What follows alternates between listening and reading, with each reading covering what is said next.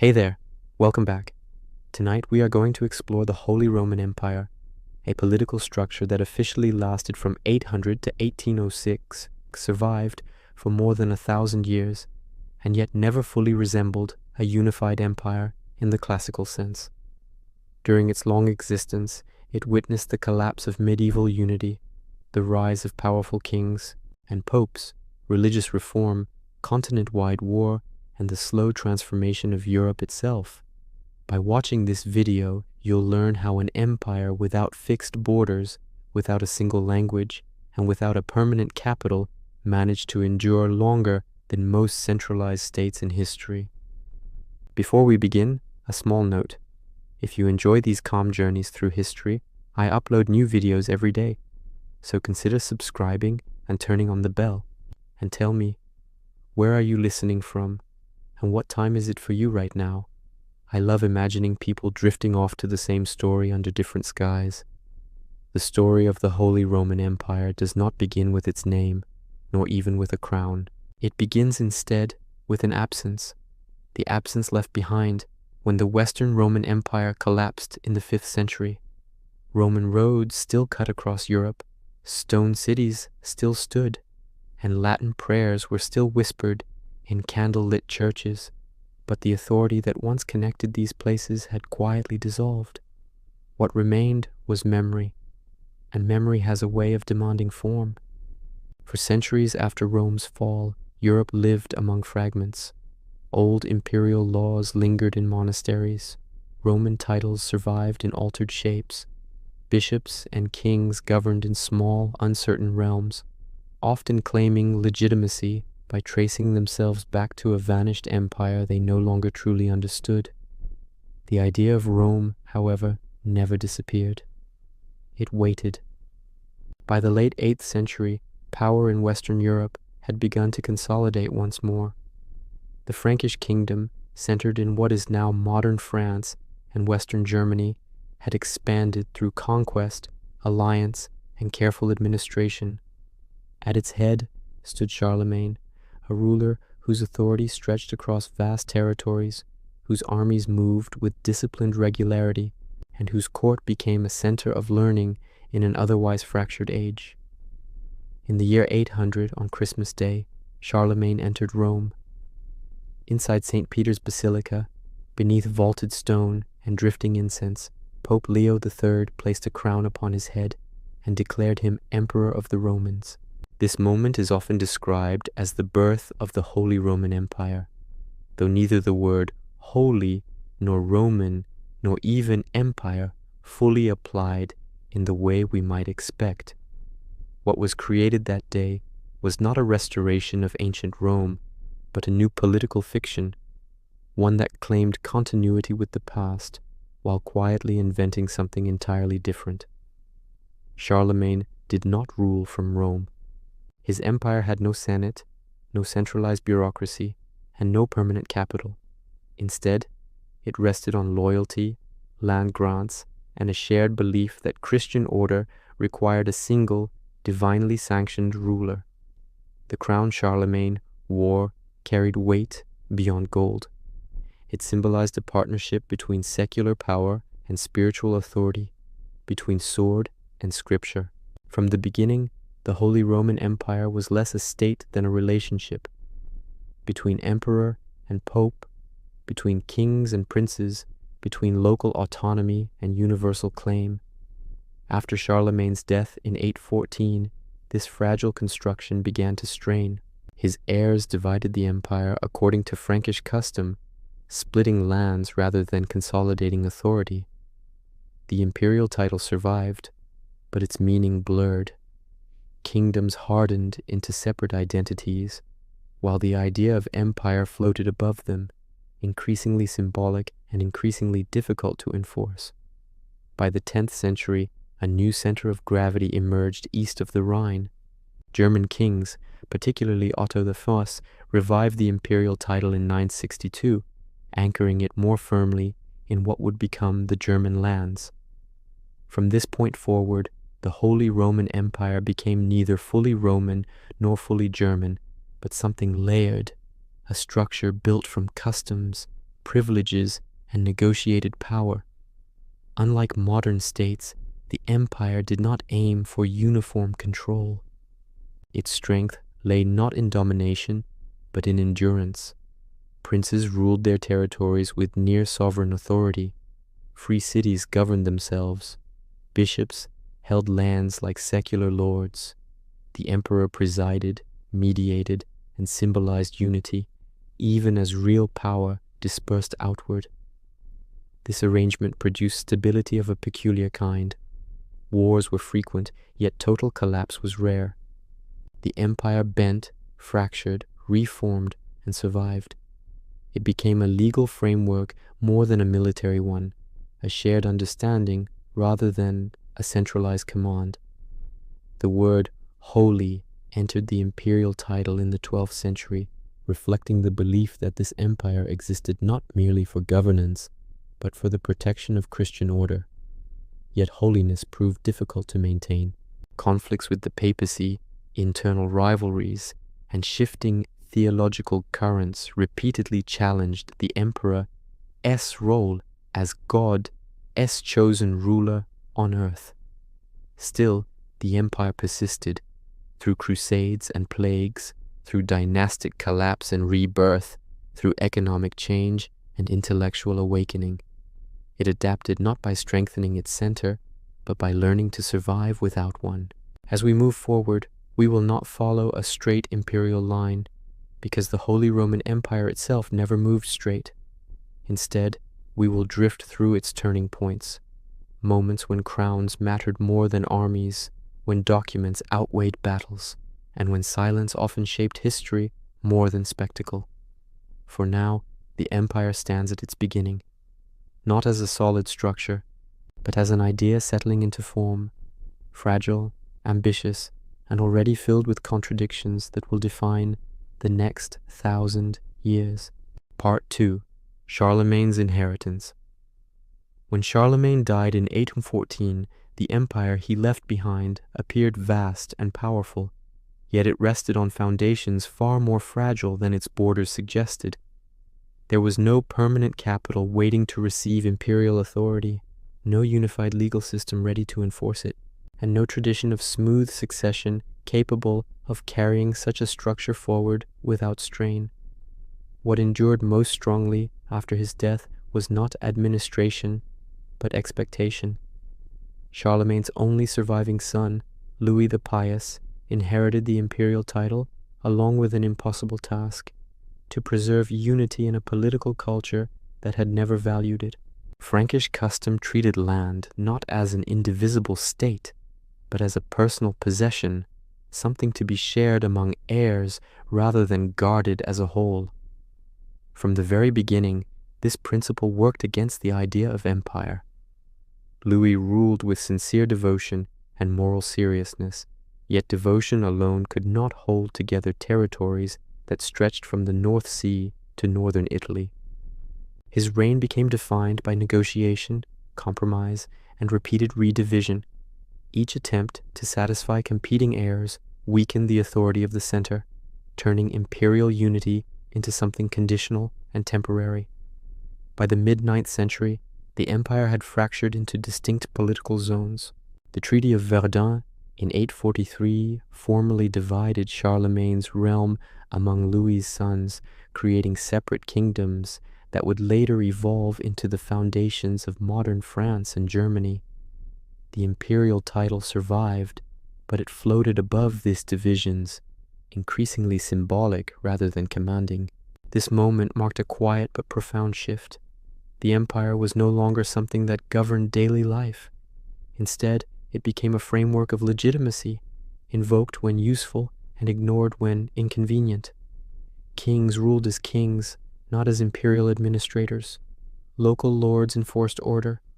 The emperor existed, but often at a distance, both physically and politically. Yet the idea of empire did not disappear.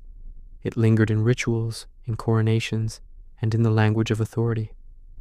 Monasteries continued to copy Roman texts. Bishops preached sermons that spoke of universal Christian order. Even as political unity dissolved, cultural memory remained remarkably intact. Throughout the 9th and 10th centuries, Europe lived in a state of quiet transition. Viking raids struck along rivers and coasts. Magyar horsemen pressed in from the east. Local fortifications rose where imperial protection no longer reached. Power contracted downward, settling into castles, bishoprics, and city walls. In this environment, the imperial title became something to be reclaimed rather than inherited.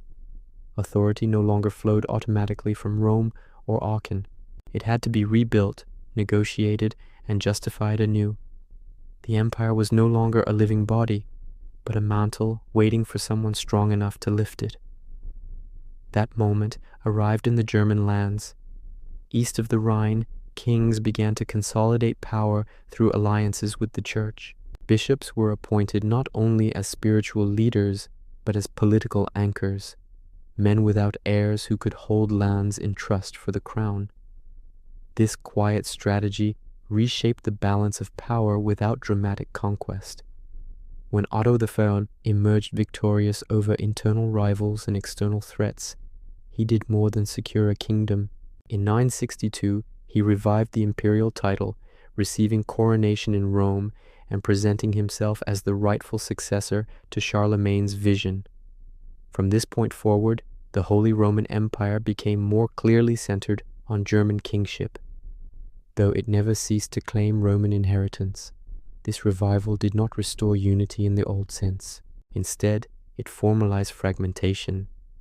The empire became a structure in which local autonomy and universal claim coexisted, often uneasily.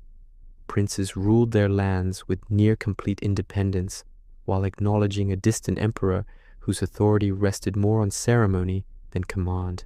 What emerged was a political culture built on balance rather than dominance.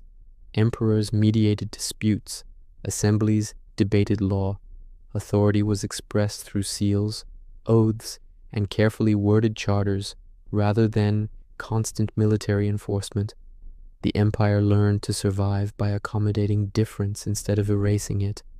This adaptability would become its defining trait. Where centralized empires collapsed under pressure, the Holy Roman Empire absorbed strain by redistributing it. Weakness at the center became flexibility at the edges. Disorder did not signal failure, but adjustment. As the centuries progressed, this system produced both stability and stagnation. Innovation moved slowly. Reform required consensus, yet the empire endured invasions, dynastic crises, and shifting economic realities without dissolving entirely. By the time the Ottonian dynasty firmly established imperial authority, the Holy Roman Empire was no longer an echo of ancient Rome, nor a continuation of Charlemagne's brief unity. It had become something quieter and stranger, an empire defined not by what it controlled, but by what it allowed to exist within it. The crown remained, heavy with memory and expectation, resting upon rulers who understood that survival now depended less on conquest and more on patience. Part 3. An Empire Without Borders. By the late 10th century, the Holy Roman Empire had taken on a form unlike any political entity that had existed before it. It was called an empire, yet it had no fixed borders. It claimed universality, yet its authority varied from valley to valley. It spoke in the language of Rome, but governed through German kings, Italian cities, and countless local traditions that resisted uniformity. This was not a weakness born of neglect, but the result of deliberate evolution. The empire did not expand by erasing differences. Instead, it layered itself over existing structures, allowing older customs to remain intact so long as loyalty, however symbolic, was preserved. What mattered was not direct rule, but recognition. Imperial power traveled slowly. It moved along dirt roads and river routes, carried by messengers, clerics, and written charters sealed in wax. An emperor might be acknowledged in one city through solemn ceremony, and ignored entirely in the next. Authority did not radiate evenly outward. It flickered. Unlike the ancient Roman Empire, which had relied on centralized administration and standing legions, the Holy Roman Empire relied on relationships. Dukes, counts, Bishops and abbots governed their lands as semi-autonomous rulers. In return, they offered military support, legal recognition, or ceremonial loyalty when required. The emperor stood above them not as a commander, but as an arbiter. This system demanded constant negotiation. Imperial assemblies, known as diets, became spaces where power was discussed rather than imposed. Decisions emerged slowly, shaped by precedent and compromise. Written law gained importance, not because it was always enforced, but because it provided a shared language through which disagreement could be managed. Geography further complicated this arrangement. The empire stretched across mountains, forests, rivers, and linguistic boundaries. Alpine passes separated Italian territories from German heartlands. The Rhine connected cities while also dividing identities. No single center could dominate such diversity without destroying the delicate balance that allowed the empire to function. Cities played an increasingly important role within this structure.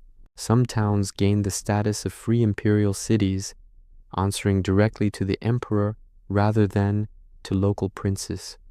These cities governed themselves, collected their own taxes, and defended their own walls. Their loyalty was political rather than personal, reinforcing the empire's legal character. At the same time, the countryside remained deeply feudal. Peasants lived within tightly bound local systems, rarely encountering imperial authority directly.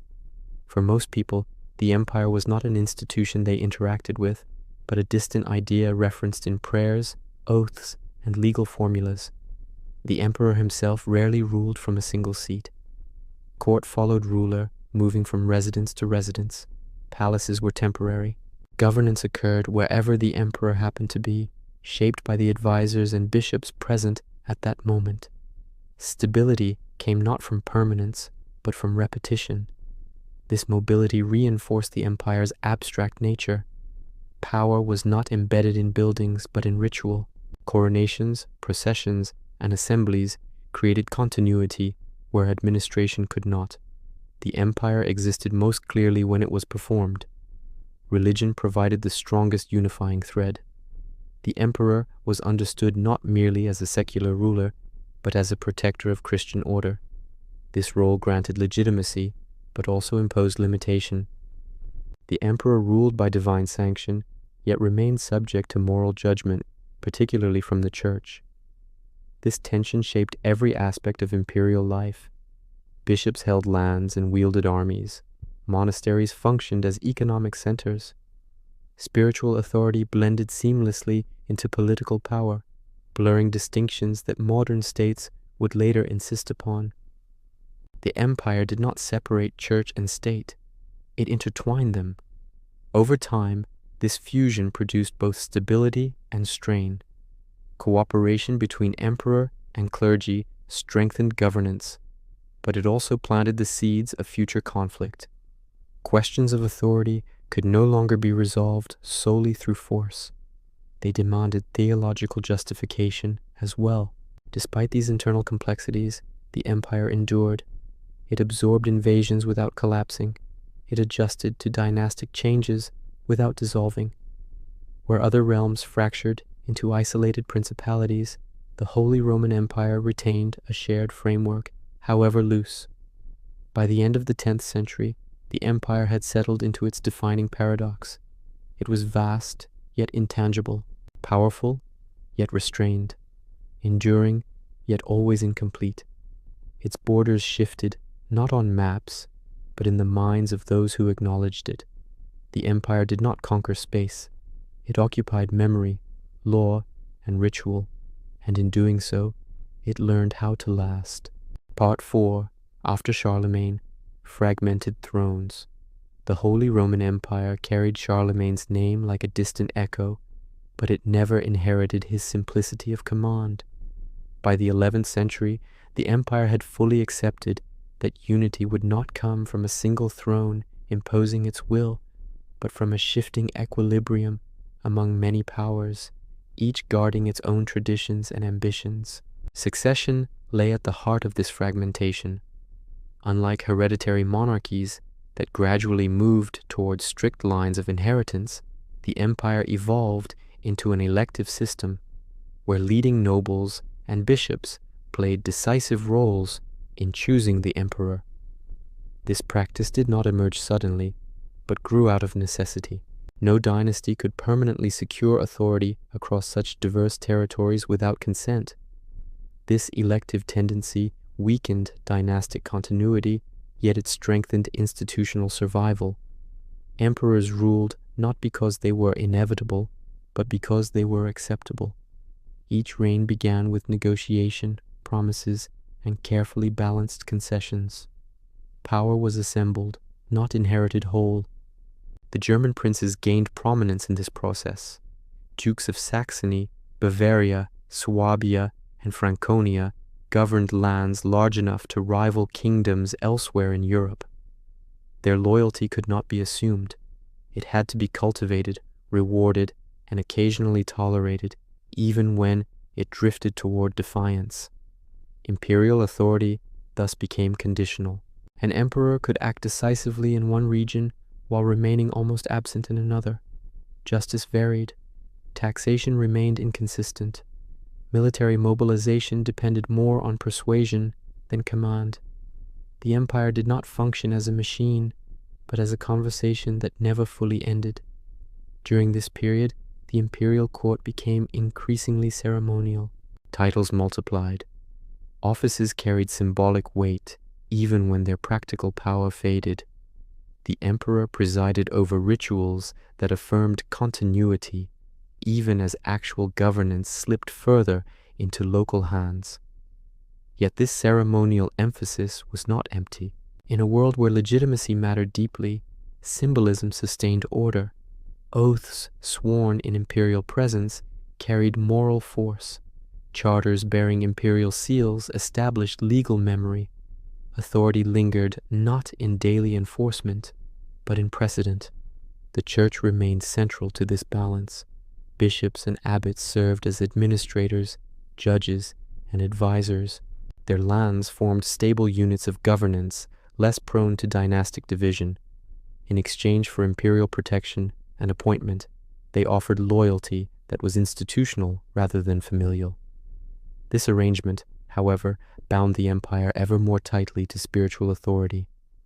The emperor's right to appoint bishops, known as investiture, became a cornerstone of governance. Through it, secular power shaped the church, and the church legitimized secular rule. As long as cooperation endured, the system functioned. But cooperation was fragile. Moral authority, once invoked, could be turned against those who wielded it. The same church that crowned emperors could question their righteousness. By the late 11th century, tensions that had long simmered beneath the surface began to harden. The empire stood strong, yet internally strained. Its rulers balanced competing forces with increasing difficulty, aware that stability depended on restraint as much as action. What had once been Charlemagne's unified inheritance had become something more complex and more delicate. Thrones multiplied, authority dispersed, yet the empire remained, not despite this fragmentation, but because of it. The Holy Roman Empire survived by accepting division as structure, compromise as strength, and continuity as something maintained through patience rather than force. Part 5. The Ottonian Dawn. By the time the Holy Roman Empire entered the middle of the 10th century, its survival no longer depended on inherited grandeur or lingering Roman memory. What sustained it now was adaptation. The imperial idea had learned to shed excess ambition and to root itself in structures that could endure uncertainty, invasion, and internal rivalry. At the center of this transformation stood a dynasty that did not attempt to restore Rome's past, but instead reshaped empire to suit the realities of medieval Europe. The rise of the Ottonian dynasty marked a quiet but decisive shift. Otto Louis did not inherit a unified realm waiting for firm direction. He inherited instability. The Eastern Frankish kingdom, which formed the empire's core, was threatened on multiple fronts. Magyar raiders pressed westward from the plains. Slavic tribes resisted incorporation along the eastern borders, and internal dukes guarded their autonomy with suspicion. Authority existed, but it was constantly tested. Otto's response was neither dramatic conquest nor sweeping reform. It was patience, alliance, and careful institutional design. He strengthened royal authority not by diminishing local power outright, but by redirecting loyalty. The key to this strategy lay in the church. Otto elevated bishops and abbots to positions of secular authority, granting them lands, titles, and judicial responsibilities. These men governed territories not as hereditary lords, but as appointed servants. Because they could not pass their offices to heirs, their power reverted to the crown upon death. In this way, Otto constructed a network of loyal administrators who balanced the influence of powerful dukes without provoking open rebellion. This system became known as the imperial church system, and it reshaped the empire's internal logic. Governance became quieter, more procedural, and less dependent on dynastic continuity. Authority flowed through monasteries, cathedral schools, and episcopal courts. Written records multiplied. Law gained weight not through uniform enforcement, but through accumulated precedent. Otto's military successes reinforced this structure. His decisive victory over the Magyars at the Battle of Lechfeld in 955 did more than end a cycle of devastating raids. It stabilized the eastern frontier and elevated Otto's stature as a protector of Christian Europe. Military authority, once proven, allowed political authority to settle. In 962, Otto traveled to Rome, where he was crowned emperor. This coronation did not announce a new empire so much as it confirmed a reorientation. The imperial title now rested firmly in German kingship, while continuing to draw legitimacy from Rome and the papacy. The empire became simultaneously local and universal, grounded in German lands while claiming Christian guardianship. Yet, this balance was delicate. Rome remained symbolically essential, but practically distant. Italian territories resisted firm control. Cities negotiated autonomy. The emperor's presence was occasional, ceremonial, and strategic rather than continuous. Power did not concentrate, it circulated. Under the Ottonians, the empire developed a rhythm that favored endurance. Emperors traveled frequently, holding court wherever authority needed reinforcement. Royal assemblies gathered clergy and nobles not to issue sweeping decrees, but to confirm arrangements already negotiated. Governance was iterative, slow, and deliberate. Culturally, this period saw renewal rather than innovation. Classical texts were preserved. Monastic reforms emphasized discipline and learning. Architecture favored solidity over grandeur. The empire did not seek to astonish. It sought to stabilize. This restraint extended to law. Rather than impose a single legal code, the empire allowed regional customs to persist. Imperial law existed alongside local tradition, overlapping rather than replacing it. Justice varied, but legitimacy remained shared. By the end of Otto Wern's reign, the Holy Roman Empire had achieved something rare. It had outlived its founding myth. No longer dependent on Charlemagne's memory or Rome's shadow, it functioned as a living system adapted to medieval conditions. Yet the very tools that sustained it also introduced future strain. The close partnership between emperor and church strengthened governance, but it blurred authority. Bishops served two masters. Spiritual roles became entangled with secular expectations. Questions began to surface, quietly at first, about where divine authority ended and imperial authority began. These questions would not yet erupt, for now the empire rested in a period of relative calm.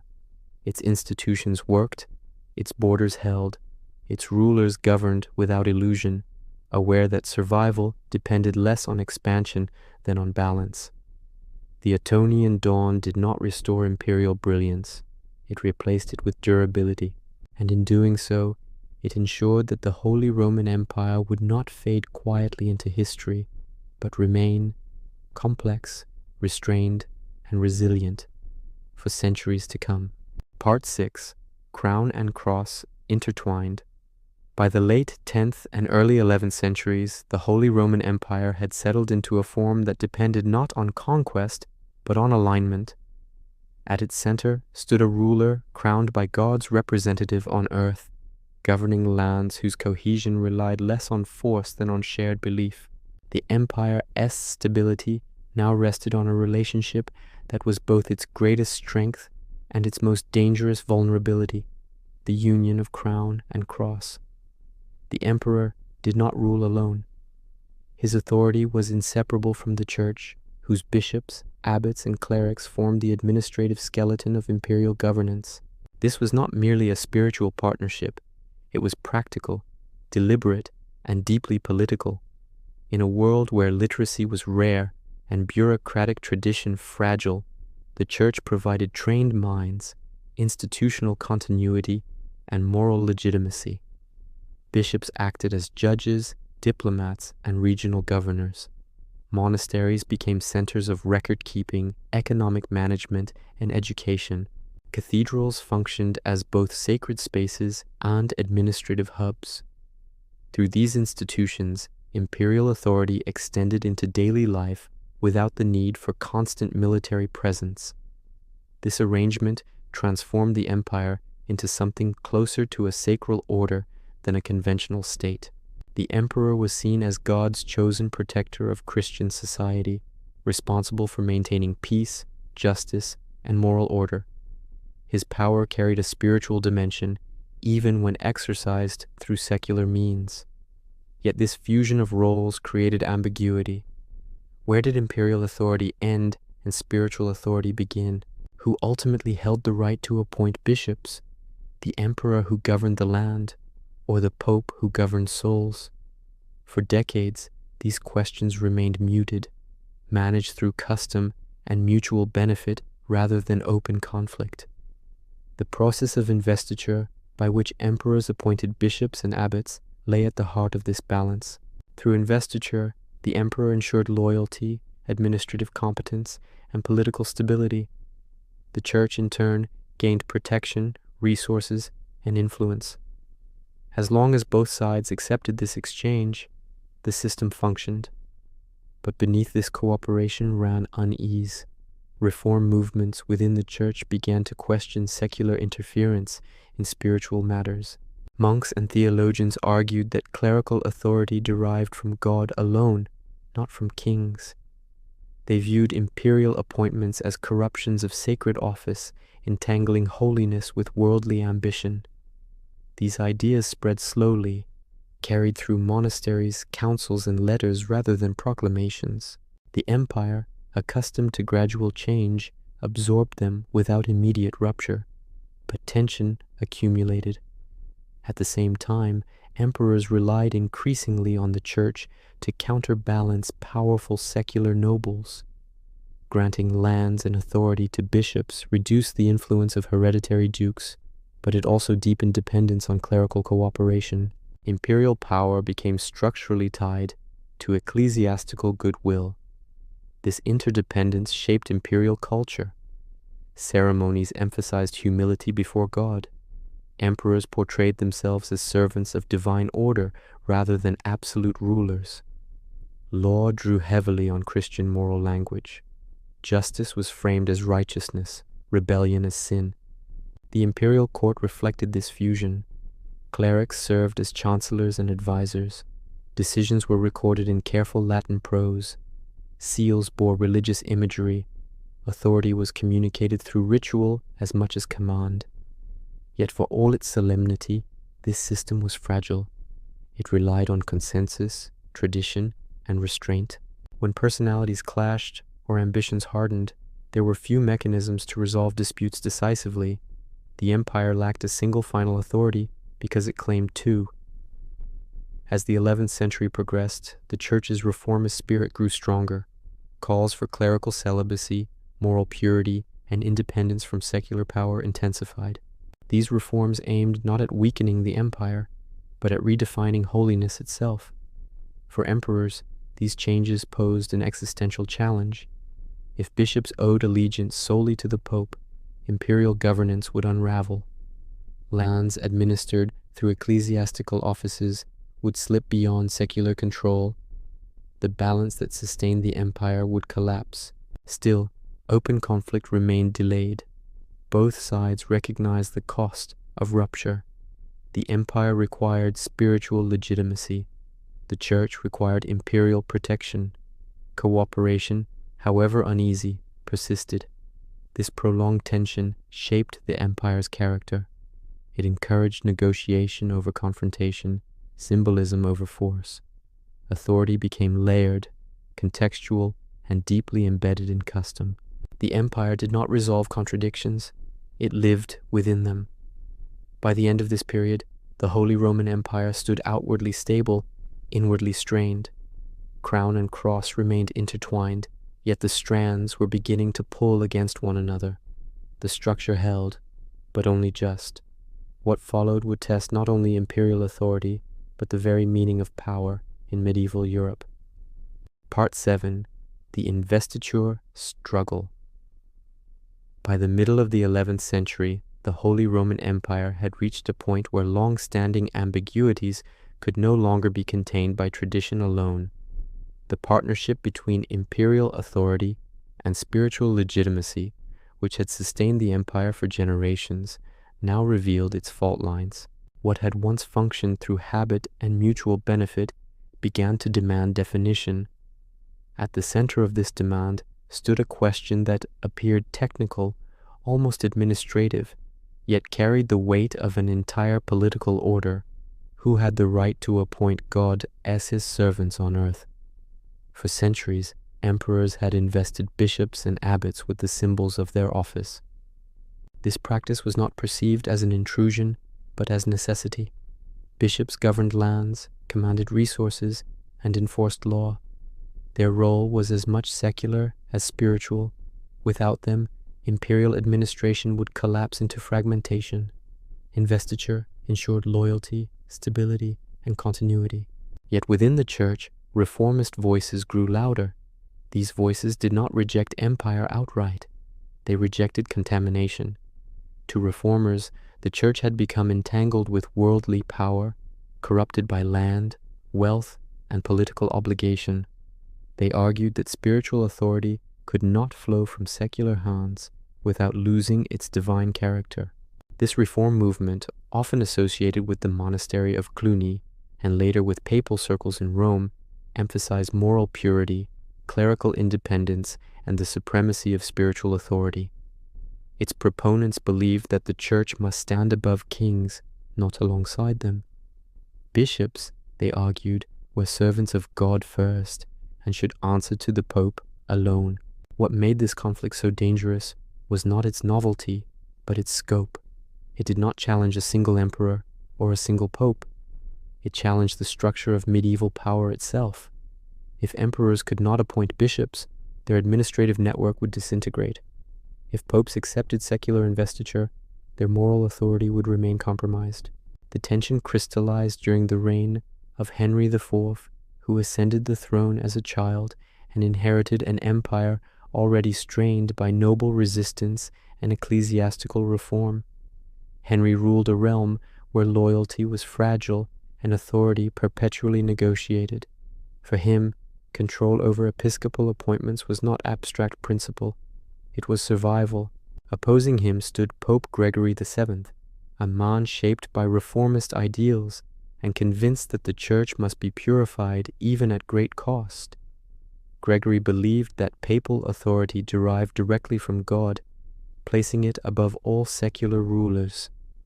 In his vision, emperors were servants of the church, not its partners. When Gregory forbade lay investiture, he struck at the heart of imperial governance. Henry responded not with immediate submission, but with defiance. He asserted his traditional rights, convened councils, and challenged the Pope's authority. What followed was not merely disagreement, but escalation.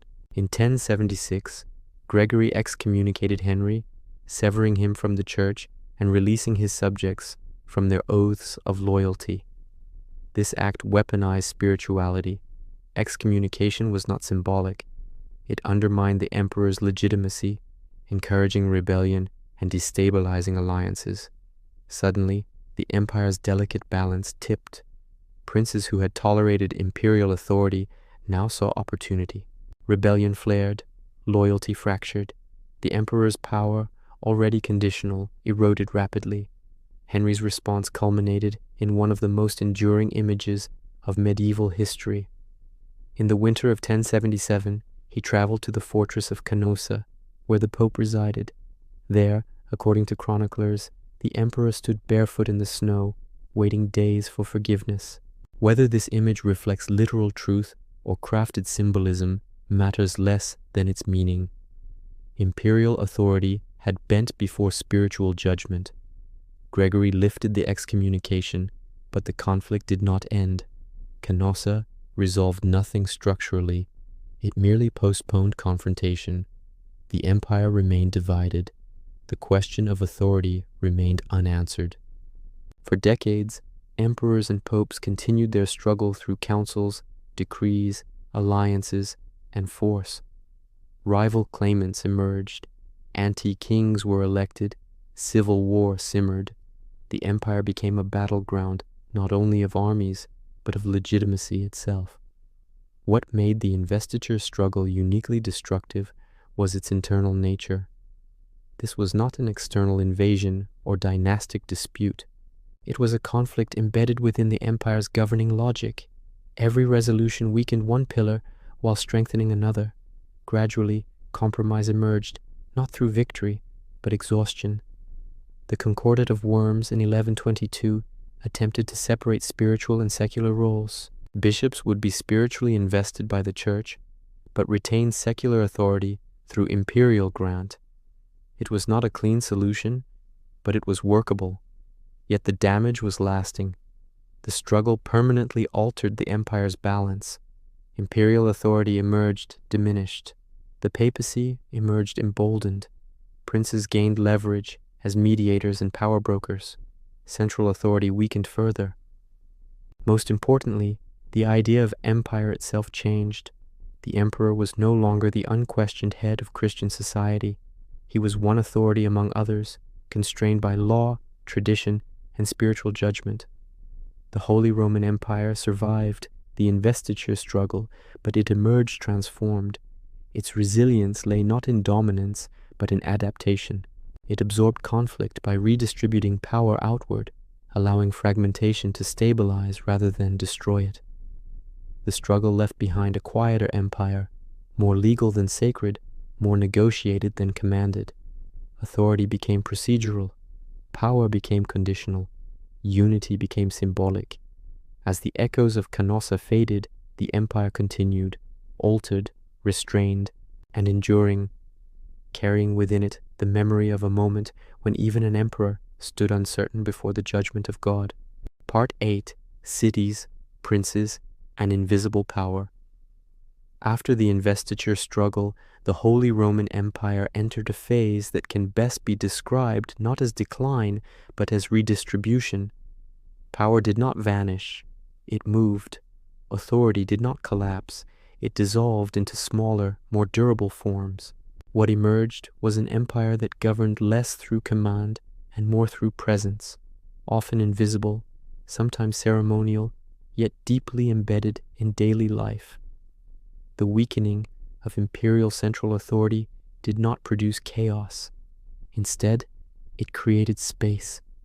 Into this space stepped princes, cities, and institutions that had long existed beneath the imperial surface, now gaining sharper definition. The empire did not fragment suddenly. It thickened, becoming layered with overlapping jurisdictions and negotiated sovereignties. The princes of the empire were no longer merely regional administrators or hereditary nobles acknowledging distant authority. They became political actors in their own right. Dukes, margraves, counts, and bishops governed territories with increasing autonomy, collecting taxes, administering justice, and maintaining armed forces that answered primarily to them. Yet even as their independence grew, these rulers did not abandon the empire. On the contrary, Imperial legitimacy enhanced their authority. To rule as a prince within the Holy Roman Empire was to rule with recognition. Titles, privileges, and rights were confirmed through imperial charters, embedding local power within a broader legal framework. This relationship was reciprocal. The emperor depended on the princes for military support, taxation, and political consensus. Imperial diets became arenas where power was negotiated rather than enforced. Attendance mattered. Silence mattered. Delay itself became a political tool. Alongside the princes rose another force that reshaped the empire's internal balance: the cities. Medieval urban life expanded rapidly from the 12th century onward. Trade routes revived. Markets grew denser. Crafts organized themselves into guilds. Cities accumulated wealth, not through land, but through commerce, finance, and regulation. Some cities gained the status of free imperial cities, placing them directly under the emperor's authority rather than that of local lords. This status granted substantial autonomy. These cities governed themselves, minted coins, maintained walls, and regulated trade. Their loyalty was contractual, not personal. For the empire, free cities served as anchors. They strengthened imperial presence in regions where princely power dominated. They provided revenue, legal expertise, and diplomatic networks. Their existence reflected the empire's preference for plural authority over uniform control. Urban governance introduced new rhythms into imperial life. Decisions were debated in councils. Laws were written, revised, and archived. Time itself became regulated through bells, markets, and calendars. The empire absorbed these practices, becoming increasingly procedural and legalistic. Meanwhile, rural life remained largely untouched by imperial institutions. Peasants lived under local lords, monasteries, or city jurisdictions. For them, the empire was an abstraction invoked in oaths or distant disputes. Its presence was felt more through continuity than intervention. What held these disparate elements together was not force, but law. The Holy Roman Empire evolved into a legal order rather than a centralized state. Imperial courts adjudicated disputes between princes. Charters defined rights. Custom acquired formal recognition. This legal culture did not eliminate conflict, it reframed it. Disputes moved from battlefields to courtrooms, from open warfare to prolonged negotiation. Violence did not disappear, but it became one option among many, often delayed by procedure. The emperor's role changed accordingly. He became less a commander and more a guarantor. His authority lay in confirmation rather than command, in mediation rather than domination. He symbolized unity precisely because he did not enforce it absolutely. Ceremony grew in importance. Diets, coronations, processions, and rituals reaffirmed hierarchy without restructuring it. These performances mattered. They reminded participants that despite fragmentation, they belonged to a shared order. Religion continued to permeate this structure, but it no longer unified it completely. After the investiture struggle, spiritual authority stood apart from imperial control, yet remained intertwined with politics. Bishops ruled lands, monasteries managed wealth, faith shaped law, even as doctrine evolved. The empire's invisibility was not weakness, it was strategy. By avoiding rigid centralization, it avoided catastrophic collapse. When one region suffered war or famine, others continued. When dynasties failed, institutions endured. This adaptability allowed the empire to persist through demographic growth, economic change, and cultural transformation. Universities emerged, Roman law was rediscovered and integrated into imperial jurisprudence. Literacy spread among elites, deepening administrative capacity. Yet this same adaptability carried cost. Reform became difficult, innovation required consensus, power dispersed unevenly. Strong princes could overshadow imperial authority, while weaker regions stagnated. Still, the empire endured, not as a monolith, but as a framework. It existed less in maps than in expectations, less in armies than in documents, less in buildings than in shared memory. By the close of this period, the Holy Roman Empire had become something uniquely medieval, an empire that ruled without ruling directly, governed without governing uniformly, and survived without commanding absolute loyalty. Its power was quiet, procedural, and persistent, woven into the fabric of Europe so deeply that it often went unnoticed, even by those who lived within it. Part 9. Rituals of Rule. In an empire where authority was rarely absolute and power seldom centralized, ritual became governance itself.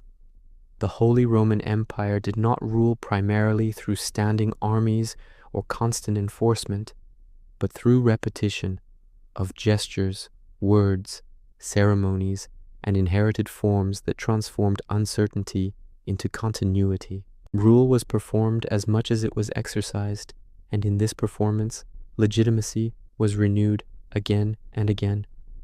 Ritual was not decoration, it was structure. Coronations, diets, oaths, processions, and assemblies gave shape to an empire that otherwise lacked a single center. Where borders blurred and authority overlapped, ceremony clarified hierarchy, even if only temporarily. It created moments where power became visible, tangible, and collectively acknowledged. The emperor's authority was most evident when it was enacted. Coronation rituals, especially those performed in Rome or Aachen, carried immense symbolic weight. They connected the living ruler to a chain of predecessors stretching back to Charlemagne, and by implication to ancient Rome itself. The setting mattered, the sequence mattered, even silence mattered. Yet coronation did not grant unlimited power. It confirmed role rather than control. The emperor emerged crowned, but still constrained, bound by custom, expectation, and the consent of those who acknowledged him. The ritual affirmed legitimacy without dissolving autonomy. Imperial diets functioned in a similar way. These assemblies gathered princes, bishops, city representatives, and imperial officials into a shared space where hierarchy could be observed and negotiated. Seating arrangements reflected rank. Speaking order signaled authority. Decisions emerged slowly, often indirectly, shaped by precedent more than command. Attendance itself was a political act. To appear at a diet was to acknowledge imperial framework. To refuse attendance was a statement of autonomy or protest. Silence could be as meaningful as speech. Delay could shift outcomes. Ritual allowed conflict to unfold without immediate violence. Oaths played a central role in this system. Loyalty was sworn not as abstract obedience, but as personal commitment framed by ceremony. These oaths bound rulers and subjects in moral language, invoking divine witness. Breaking an oath was not merely political rebellion, it was spiritual failure. Written documents reinforced these rituals. Charters, privileges, and confirmations preserved agreements beyond the moment of performance. Seals authenticated authority. Script replaced spectacle as memory. Law became cumulative, layered through centuries of recorded practice. The empire's legal culture depended on this accumulation. Rather than replacing old rules, new ones were added, interpreted, and reconciled. Roman law, rediscovered and studied in medieval universities, merged with Germanic custom and ecclesiastical regulation. The result was not coherence, but continuity. Justice within the empire was thus slow and uneven, yet rarely arbitrary. Disputes moved through courts and councils, often lasting years. Resolution mattered less than process. To be heard within imperial framework was itself a form of recognition. The emperor's daily authority often expressed itself through confirmation rather than initiation. Rights already exercised by princes or cities were formally acknowledged. Privileges were renewed. Existing arrangements were stabilized. Change occurred through reaffirmation rather than disruption. Religious ritual intersected constantly with political life. Imperial ceremonies blended prayer and proclamation. Feast days structured time. Liturgical calendars shaped governance rhythms. The empire moved according to sacred time as much as secular necessity. This fusion of sacred and political ritual reinforced the emperor's role as mediator between earthly order and divine expectation, yet it also constrained him. To violate ritual was to undermine legitimacy. Authority required discipline, restraint, and repetition. Even warfare carried ritual elements. Declarations followed form. Alliances were sealed ceremonially. Peace treaties invoked divine witness. Violence, when it occurred, was framed as restoration of order rather than expansion of power. The cumulative effect of these practices was stability without rigidity. The empire did not need to assert itself constantly because its presence was assumed through habit. People acted within imperial norms without daily reminders. Yet ritual also masked imbalance. Powerful princes manipulated ceremony to legitimize autonomy. Cities used legal forms to expand independence. The emperor presided over a system that increasingly governed itself. This did not signal failure. It reflected design. The Holy Roman Empire endured precisely because it transformed power into procedure. Authority became something one participated in rather than something imposed. Over time, this ritualized governance shaped political culture across Central Europe. It encouraged negotiation, legal reasoning, and institutional memory. It discouraged abrupt reform, centralized command, and ideological uniformity. The empire's greatest strength lay in this quiet persistence. It survived crises not by overwhelming them, but by absorbing them into its framework of forms, ceremonies, and shared expectations. By the end of this period, imperial power was everywhere and nowhere, present in lawbooks, ceremonies, seals, and oaths, yet rarely concentrated in decisive action. It governed through recognition, not domination. The Holy Roman Empire ruled by being remembered, reenacted, and repeated, a living ritual sustained by those who continued to perform it. Part 10. The Long Shadow of the Hohenstaufens. By the 12th century, the Holy Roman Empire had settled into its characteristic rhythm, stable without unity, powerful without centralization, enduring without resolution.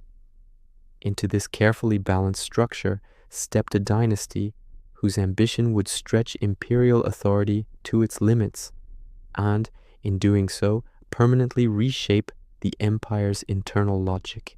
The rise of the Hohenstaufens did not restore imperial dominance. It tested how much strain the imperial framework could absorb without breaking. The Hohenstaufen rulers inherited an empire already transformed by ritual, law, and negotiation. They did not dismantle these mechanisms. Instead, they sought to intensify them, to bend the empire's distributed power toward a stronger imperial presence, particularly in Italy.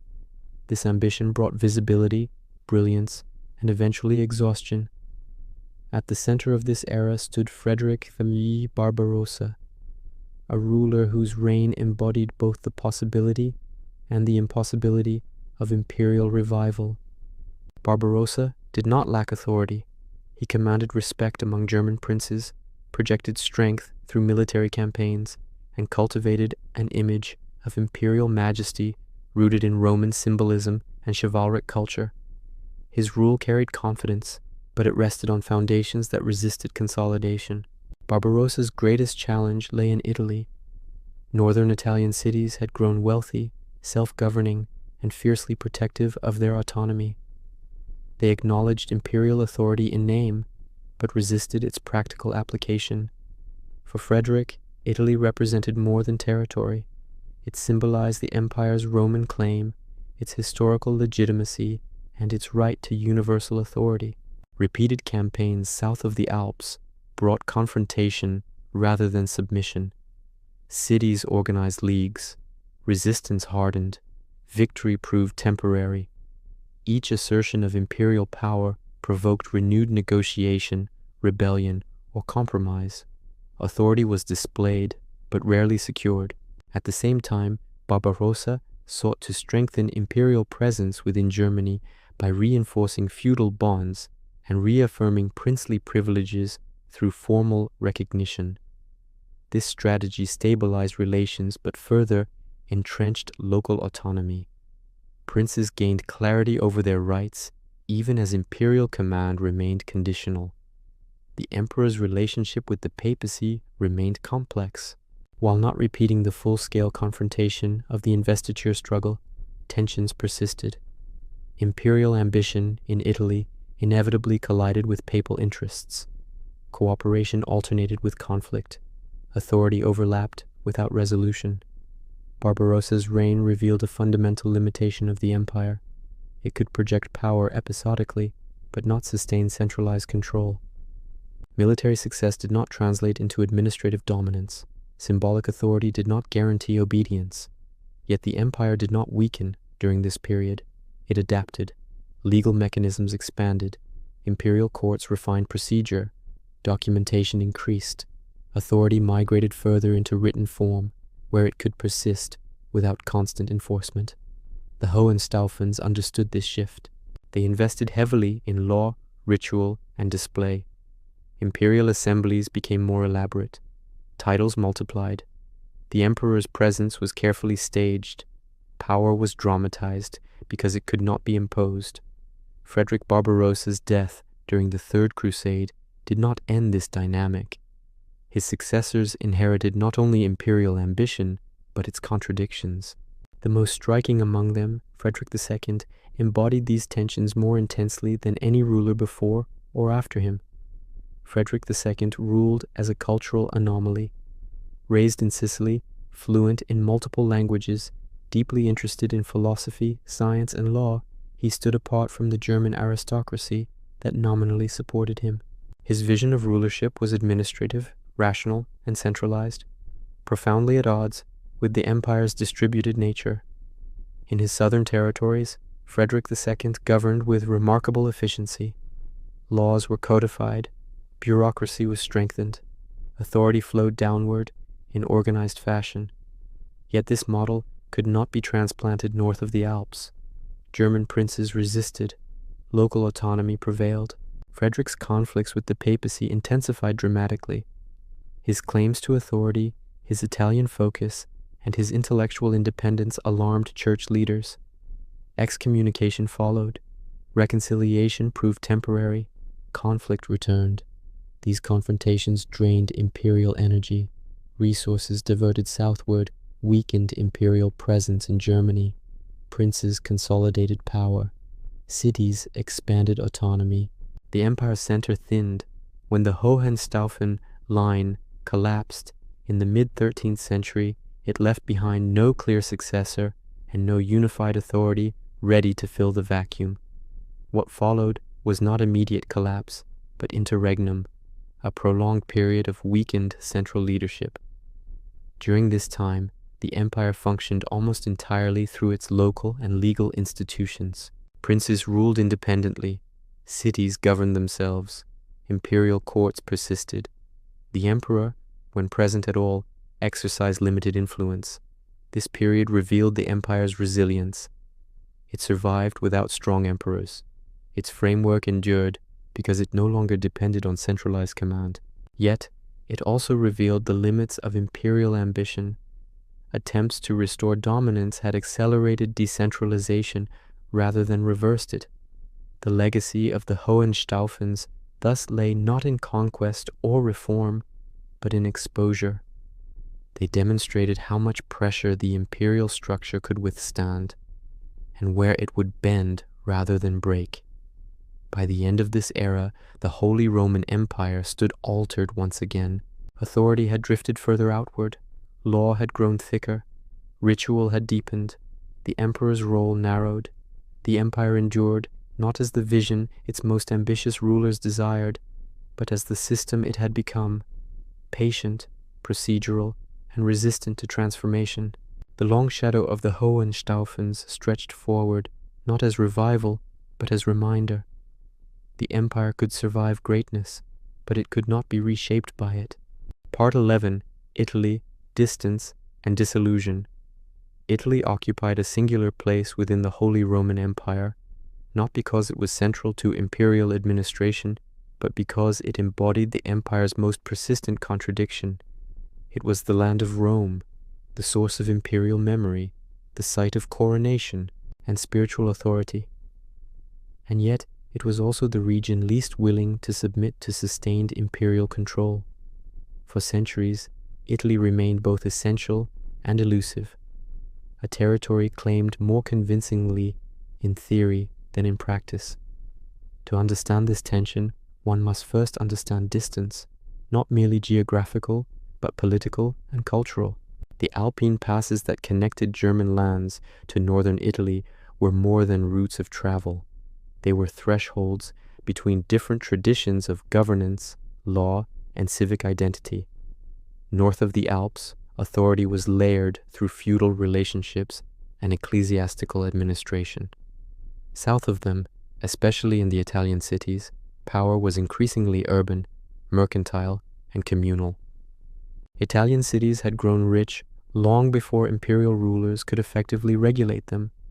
Trade networks stretched across the Mediterranean. Banking houses managed capital on a scale unfamiliar to feudal courts.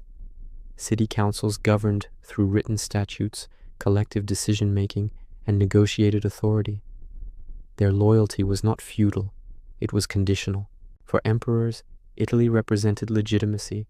To be crowned in Rome was to anchor authority in the memory of antiquity. To assert control over Italian cities was to make the claim of empire tangible. Yet every attempt to do so revealed the empire's structural limitations. Imperial campaigns in Italy were costly, slow, and often temporary. Armies had to be assembled through negotiated obligation. Supplies moved with difficulty. Once an emperor departed, authority dissipated. Cities reverted to autonomy, sometimes with new legal justifications crafted during the imperial presence itself. This cycle repeated itself across generations. Each emperor entered Italy with expectation, encountered resistance, negotiated compromise, and withdrew with diminished influence. Authority flickered, never fully extinguished, but never fully secured. The papacy further complicated this relationship. Rome was not merely a city, it was a competing center of authority. Popes claimed spiritual supremacy and increasingly asserted temporal influence. While emperors needed papal coronation, popes did not require imperial presence to exercise power. This asymmetry eroded imperial confidence. The emperor's authority depended on recognition by institutions that did not depend on him in return. Italy thus became a space where imperial ambition was continually tested and often found wanting. Over time, this produced disillusionment. Emperors learned that Italian dominance was unsustainable without centralized resources they did not possess. German princes grew impatient with Italian campaigns that yielded little benefit for their own territories. Political attention shifted northward, away from Roman memory and toward pragmatic governance. Yet Italy could not be abandoned entirely. Its symbolic value remained immense. Imperial titles, rituals, and legal claims continued to invoke Roman continuity. The empire existed partly through this invocation, even as practical authority faded. This disjunction between claim and control reshaped imperial identity. The Holy Roman Empire increasingly defined itself not by what it governed directly, but by what it represented. Italy became a mirror reflecting imperial limits, reminding rulers of the gap between ambition and structure. Italian autonomy, meanwhile, accelerated. City-states formalized independence through leagues and treaties. Local law replaced imperial decree. Economic power insulated urban communities from external control. The empire remained present in charters and ceremonial language, but absent in daily governance. This absence did not weaken Italian political life. On the contrary, it encouraged experimentation. Civic identity flourished. Republican forms developed. Law codes evolved independently. Italy became a laboratory of governance outside imperial constraint. For the empire, this evolution carried long-term consequences. Authority that could not be exercised consistently became symbolic. Symbolic authority required ritual reinforcement. Ritual, in turn, replaced governance as the empire's primary expression. The psychological impact of this shift should not be underestimated. Emperors increasingly understood the limits of their reach. They governed with restraint, not because they lacked ambition, but because experience taught caution. Italy had become a lesson rather than a possession. This lesson extended beyond geography. It shaped imperial attitudes towards centralization itself. If Italy could not be ruled directly, perhaps the empire should not attempt direct rule elsewhere either. Governance through law, recognition, and mediation proved more sustainable than conquest. By the late medieval period, the Holy Roman Empire no longer sought to dominate Italy in any meaningful sense. The relationship persisted in name and ritual, but its substance had evaporated. What remained was memory, powerful, persistent, and ultimately unreconcilable with reality. Italy thus stood as the empire's most eloquent contradiction, the place where imperial legitimacy was born and where imperial control consistently failed. It was a reminder that endurance did not require mastery, and that survival often demanded relinquishment. As emperors turned their focus increasingly toward internal balance rather than external assertion, the empire moved further away from Roman revival and deeper into its own distinct form, one shaped by distance, limitation, and acceptance. Italy had not destroyed the Holy Roman Empire. It had taught it what it could not be. Part 12. The Golden Bull and Frozen Order. By the mid-14th century, the Holy Roman Empire no longer suffered from uncertainty about what it was becoming. Its transformation had already taken place. What remained unresolved was whether this transformation would be acknowledged, stabilized, and preserved, or whether the empire would continue to drift, renegotiating its structure with every succession. The answer came not through conquest or reform, but through a document that did something far quieter and far more consequential. It accepted reality. That document was the Golden Bull of 1356. Issued under the reign of Charles IV, the Golden Bull did not attempt to revive imperial authority or reverse decentralization. It did not promise unity, strength, or renewal. Instead, it froze the empire in place, codifying the balance of power that had already emerged and granting it legal permanence. In doing so, it transformed the Holy Roman Empire from a contested idea into a recognized system. At its core, the Golden Bull formalized the process by which emperors were chosen. For centuries, imperial elections had occurred through custom, negotiation, and occasional conflict. Kings were elected, challenged, confirmed, or ignored depending on circumstance. This ambiguity invited instability, civil war, and papal intervention. The Golden Bull removed ambiguity by defining who had the right to elect the emperor and how that election would occur. 7 prince-electors were named, 3 ecclesiastical and 4 secular. Their identities, rights, and privileges were fixed in law. Their territories were protected from division. Their authority within their domains was reinforced. The emperor, once elected, would rule, but only within the constraints these electors accepted. This was not a loss of imperial dignity. It was a redefinition of it. The emperor ceased to be the potential master of all Christian lands and became instead the first among defined powers, elevated through procedure rather than destiny. The Golden Bull deliberately excluded the papacy from the electoral process. This was no accident. It reflected centuries of conflict over legitimacy. By removing papal confirmation from imperial election, the empire asserted autonomy, not from religion, but from external arbitration. Authority would now arise from within the imperial structure itself. Yet this autonomy came at a price. The electors gained enormous leverage. Their consent became essential. Their privileges became entrenched. The empire center grew thinner even as its framework hardened. What emerged was a frozen order, stable, predictable, and resistant to change. Succession crises diminished. Civil war became less likely, but reform became nearly impossible. The Golden Bull preserved balance by preventing transformation. The document also reinforced territorial sovereignty. Princes were granted extensive judicial and administrative rights within their lands. Imperial courts existed, but their reach was limited. Local law flourished. Custom hardened into privilege. Cities, too, were affected. While free imperial cities retained autonomy, their position became more clearly defined within a hierarchy dominated by princes and electors. Urban independence survived, but it no longer expanded easily.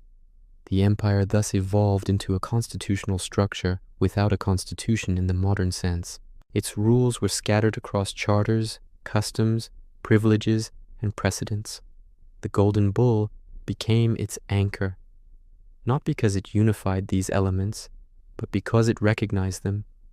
Charles IV understood this reality. Unlike emperors who sought revival through ambition, he ruled through acceptance.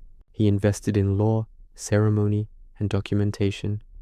Prague flourished as an imperial center, not through command, but through culture and administration. His reign exemplified the empire's new character. This acceptance extended to identity itself. The Holy Roman Empire no longer pretended to be Rome reborn. It acknowledged itself as something distinct, a German-centered, legally bound, multi-layered order whose strength lay in continuity rather than expansion. The psychological effect of this shift was profound. Emperors ruled with restraint. Princes ruled with confidence. Conflict did not vanish, but it became contained. Disputes moved through courts, diets, and negotiated settlements rather than constant warfare. Yet the frozen order carried long-term consequences. Innovation slowed. Central reform stagnated. The empire became resilient but inflexible, capable of surviving shocks but incapable of transformation. This rigidity would matter deeply in the centuries to come. As Europe changed, economically, religiously, intellectually, the empire's ability to adapt would be tested repeatedly. Its strength would become its limitation. Still, for the moment, the Golden Bull achieved its purpose. It ended uncertainty. It stabilized succession. It gave the empire a durable shape. The Holy Roman Empire no longer drifted. It stood, not unified, not powerful in the old sense, but defined. The order had frozen, and in that stillness, the empire endured. Part 13. An empire of law, not land. By the late 14th and early 15th centuries, the Holy Roman Empire had completed a transformation that was subtle enough to be mistaken for stagnation, yet profound enough to shape Central Europe for centuries. It was no longer an empire defined primarily by territory, conquest, or centralized command. Instead, it had become something rarer and stranger in medieval history, an empire sustained by law, memory, and procedure rather than land held by force. This evolution did not occur suddenly. It was the cumulative result of centuries of compromise, conflict, and adaptation. The Golden Bull had stabilized succession, but it had also clarified a deeper truth. The empire's survival depended not on ruling space, but on regulating relationships. Authority flowed not from borders, but from recognition. Imperial power now expressed itself most clearly in courts, documents, and rituals of arbitration. The emperor's presence was felt not through armies marching across provinces, but through seals pressed into wax, judgments issued after years of deliberation, and confirmations that transformed local custom into imperial law.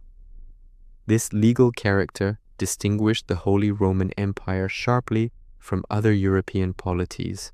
While kingdoms like France and England moved toward territorial consolidation and centralized administration, the empire moved in the opposite direction. It accepted fragmentation as permanent and sought coherence through shared legal norms instead. The growth of imperial law became central to this process. Roman law, rediscovered and systematized in medieval universities, offered a vocabulary of authority that transcended local custom.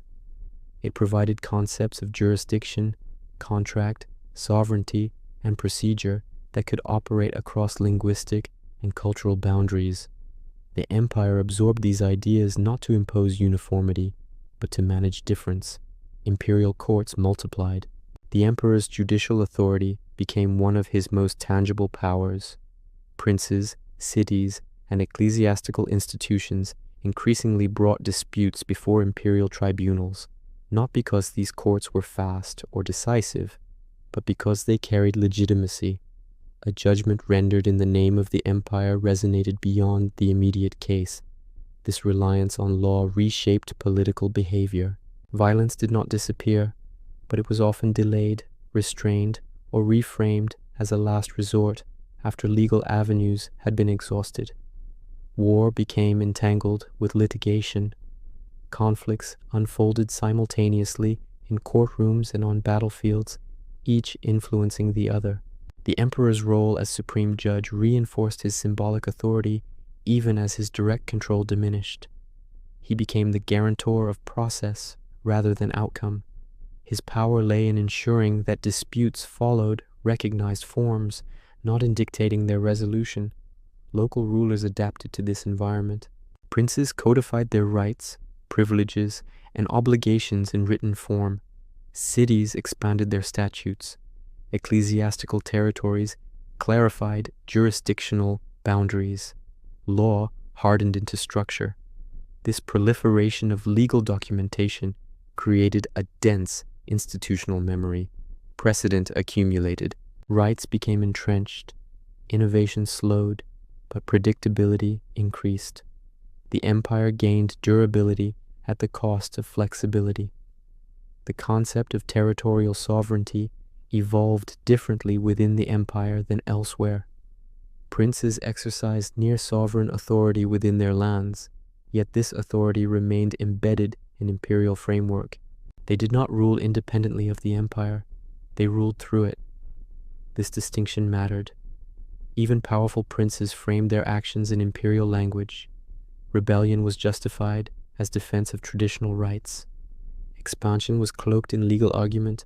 The empire's presence shaped behavior even when its commands were ignored. Cities, too, navigated this legal landscape carefully.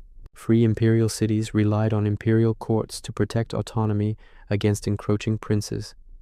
Their independence was sustained not by military might alone, but by documentation, privilege, and legal recognition. The emperor's itinerant court reinforced this juridical culture. Governance occurred through hearings, confirmations, and negotiated settlements. Authority traveled with the ruler, but it left behind records that outlasted presence. Over time, the empire's legal order acquired an almost self-sustaining quality. Institutions functioned even when emperors were weak or absent. Courts continued, diets convened, law persisted.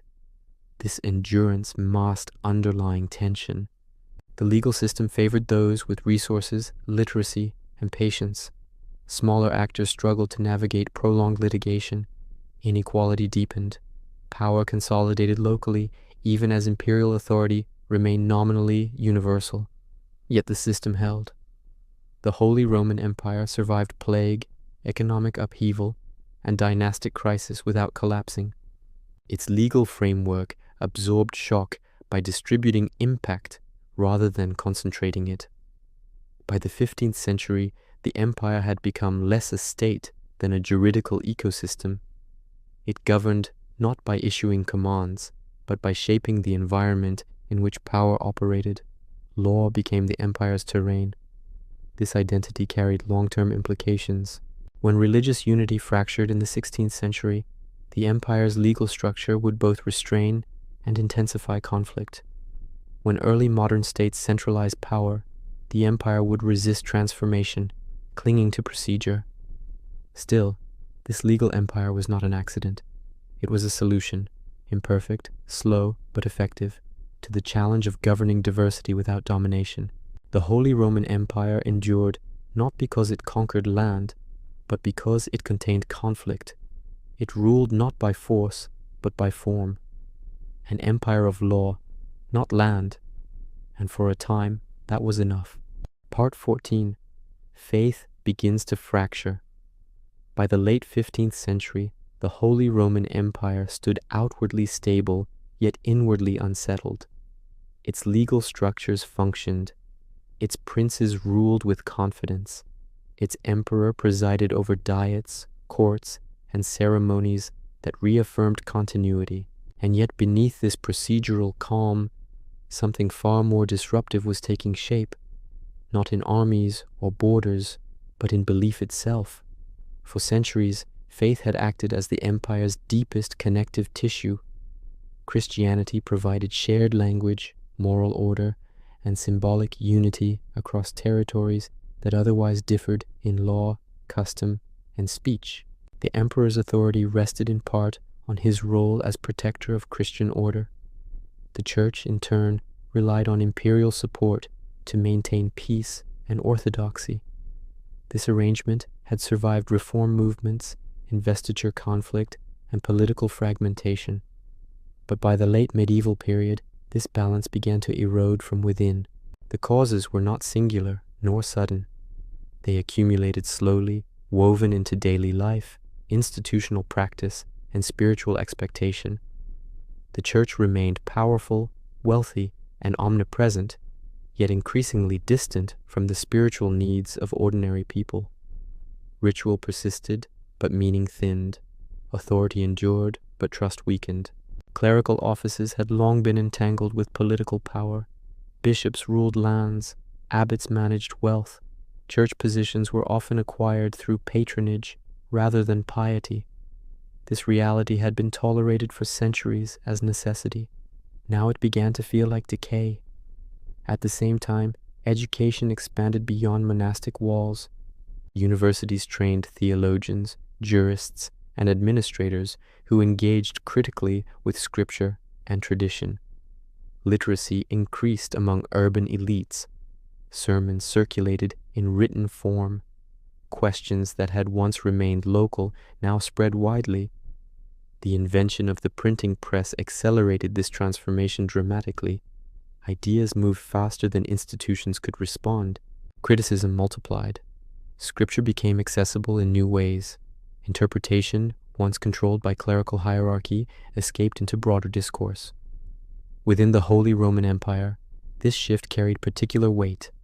The empire's legalistic nature encouraged argument, debate, and formal reasoning. Disputes were framed through precedent and interpretation. Faith itself began to be approached as something that could be examined, contested, and redefined. Yet the empire lacked a centralized mechanism to enforce doctrinal uniformity. The papacy claimed authority, but its reach was uneven. Princes governed territories with growing autonomy. Cities protected intellectual exchange. The legal framework that stabilized political conflict now provided space for religious divergence. Early reformers did not seek to shatter unity. They sought correction. They criticized indulgences, clerical excess, and moral laxity. Their language was theological, not revolutionary, yet their critiques exposed structural vulnerability.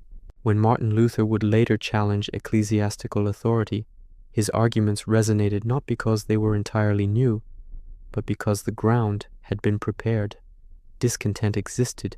The empire's structure allowed it to spread. Importantly, the fracture of faith did not immediately translate into chaos. The empire's legal culture moderated reaction. Debates unfolded through pamphlets, disputations, and councils before erupting into open conflict.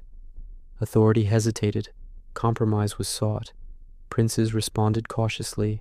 Some protected reformers, others suppressed them. Many delayed decision, waiting to see how conflict would unfold.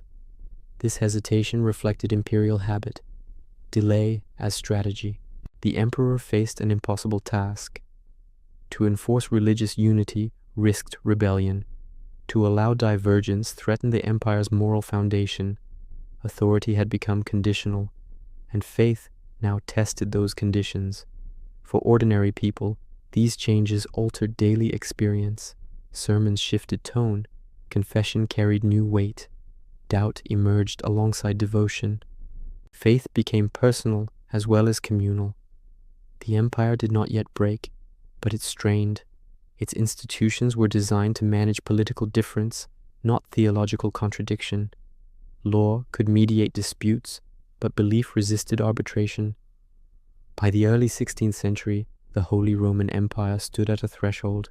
The structures that had preserved it for centuries now confronted a challenge they were never designed to resolve. What happens when shared faith dissolves within a system built upon it? The fracture had begun quietly, without armies or proclamations. It spread through words, questions, and printed pages, and once belief began to diverge, the empire would be forced to confront the limits of tolerance, law, and endurance. The ground was shifting, slowly, unevenly, and irreversibly. Part 15. Luther and the Shaking World. When Martin Luther published his objections in 1517, the Holy Roman Empire did not immediately tremble. No armies marched, no thrones collapsed, no borders shifted. At first, what occurred seemed almost modest. An academic dispute, framed in theological language, circulated among scholars and clerics. Yet, within this apparently contained moment lay the most destabilizing force the empire had faced since the investiture struggle, because this challenge did not target institutions alone. It targeted meaning. The empire had survived fragmentation of land, dilution of authority, and decentralization of power. What it had not prepared for was the fragmentation of belief within a system that relied upon shared faith as its deepest adhesive. Luther's challenge did not merely question church practice, it questioned the moral architecture upon which imperial legitimacy rested. Luther's criticism of indulgences struck a nerve precisely because it exposed a contradiction long tolerated. The church preached salvation through grace, yet sold assurance through transaction. For generations, this contradiction had been managed through ritual, habit, and selective blindness. Now it was named. Within the Holy Roman Empire, the response was shaped by structure. There was no single authority capable of immediate suppression. The papacy could condemn, the emperor could threaten, but enforcement depended on princes, cities, and local institutions whose cooperation was never guaranteed. This diffusion of power allowed Luther's ideas to spread. Printing presses carried his writings far beyond Wittenberg. Pamphlets crossed borders faster than decrees. Debate moved from universities into taverns, guild halls, and city councils. Theology entered daily conversation. Crucially, Luther did not initially reject the empire. He appealed to it. He addressed German princes, calling upon them to reform the church where Rome had failed. This appeal resonated within an imperial culture accustomed to negotiation, legal argument, and layered authority. Princes listened, not always out of conviction, but out of calculation. Supporting reform allowed rulers to assert autonomy from Rome, seize ecclesiastical lands, and consolidate authority within their territories. Religious conviction and political interest aligned unevenly, but effectively. The Emperor, Charles V, inherited this crisis at a moment of extraordinary strain.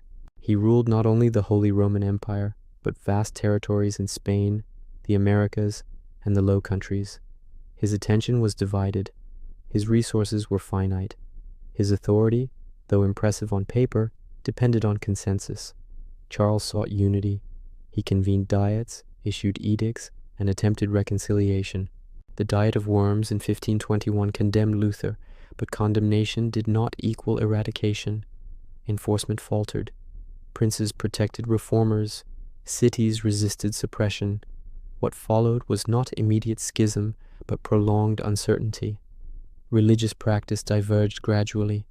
Some territories adopted reform openly. Others remained Catholic. Many delayed, hedging between outcomes. The empire's legal framework again moderated conflict. The principle of territorial authority over religion began to take shape, though not yet formally acknowledged. Rulers governed belief within their lands, often reluctantly, sometimes aggressively. For ordinary people, this period was deeply unsettling. Familiar rituals disappeared, churches changed, authority fractured. Faith, once inherited unquestioningly, became contested terrain. Certainty eroded, violence flared sporadically, peasant uprisings, iconoclasm, repression. But widespread civil war was delayed. The empire's habit of negotiation held, even as tension escalated. Over time, the question shifted. It was no longer whether reform would be suppressed. It was whether unity itself could survive divergence. The empire had tolerated political difference. It now confronted theological pluralism. This confrontation reached partial resolution in 1555 with the Peace of Augsburg, which formalized the principle of cuius regio, eius religio. The religion of the ruler would determine the religion of the territory. This was not tolerance. It was containment. The Peace of Augsburg preserved imperial structure by accepting division. It avoided theological resolution and instead offered procedural survival. The empire remained intact, but transformed. Faith was no longer universal. It was territorial. Imperial unity persisted, but without spiritual uniformity. The emperor became a mediator among confessions rather than guardian of a single creed. This solution stabilized the empire temporarily, but it embedded tension deeply. Religious difference hardened into identity. Law froze division. Peace rested on fragile acceptance rather than reconciliation. The Holy Roman Empire survived Luther not by defeating him, but by absorbing fracture into structure. It adapted once more, at great cost. The world had shaken, not collapsed, and the empire stood altered, bearing the weight of belief it could no longer unify. Part 16, War Without End, the 30 Years' Night. The Peace of Augsburg had preserved the Holy Roman Empire by accepting division, but it had not resolved it. Instead, it transformed religious conflict into a legal arrangement that froze tension rather than dissolving it. For decades, this fragile balance held, not because conviction softened, but because exhaustion restrained action. Beneath the surface, resentment accumulated, alliances hardened, and memory sharpened. When war finally arrived, it did not come as surprise. It came as release. The 30 Years' War, which erupted in 1618, was not a single conflict with a single cause. It was a convergence of faith, law, ambition, fear, and unresolved compromise. Within the Holy Roman Empire, it exposed every structural weakness the empire had accumulated across centuries, while simultaneously demonstrating why that same structure could survive devastation that would have destroyed more centralized states. The spark was local and symbolic. In Bohemia, religious tension between Protestant estates and Catholic authority escalated into open defiance. When imperial officials were thrown from a window in Prague, an act remembered as the defenestration of Prague, it was not merely rebellion. It was a declaration that legal containment had failed. What followed was not immediate continental war, but escalation layered upon escalation. The emperor asserted authority. Bohemian estates resisted. External powers watched closely. Alliances formed cautiously. What might have remained a regional conflict expanded as interests aligned. The Holy Roman Empire became the war's primary stage, not because it sought conflict, but because its structure made it permeable. Princes controlled armies, cities guarded resources, religious allegiance overlapped with political ambition. There was no single authority capable of halting escalation once momentum built. The emperor, weakened by constitutional restraint, could not command universal loyalty. Princes chose sides based on confession, interest, or survival. Neutrality proved fragile.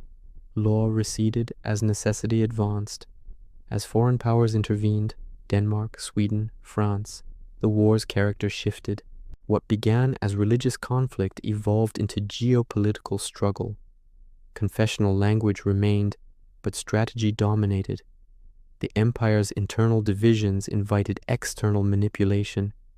For ordinary people, the war dissolved distinction between soldier and civilian. Armies lived off the land. Villages were stripped. Fields lay fallow. Disease spread faster than armies moved. Famine followed. Entire regions depopulated. The empire's decentralized structure worsened suffering. There was no centralized relief, no unified command to restore order. Local authorities acted independently, often prioritizing survival over coordination. Law persisted in theory, but violence dictated reality. Yet the same decentralization prevented total collapse. No single defeat ended the empire. No captured capital signaled finality. Destruction was uneven, brutal, and prolonged, but not terminal. Throughout the war, imperial institutions continued to function intermittently. Courts convened. Diets met when possible. Legal language persisted alongside carnage. This coexistence was not hypocrisy. It was habit. The empire did not cease to exist when overwhelmed. It endured by continuing, however faintly, its forms. The war reshaped the empire's demographic and economic landscape irreversibly. Entire regions lost half their population. Urban centers declined. Trade collapsed. Recovery would take generations. Politically, authority shifted further outward. Princes who survived consolidated power. Imperial central authority weakened further.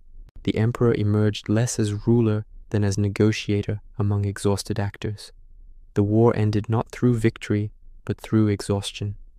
In 1648, the Peace of Westphalia formalized what decades of violence had already produced. The recognition that unity through faith was impossible, and that coexistence required legal acknowledgement of difference. Westphalia did not dissolve the Holy Roman Empire. It redefined it. Princes gained near sovereign authority. Confessional plurality was accepted.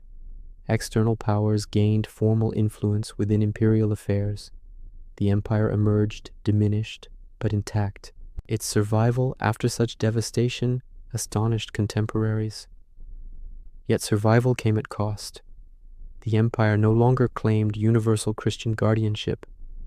It became a framework for coexistence rather than unity.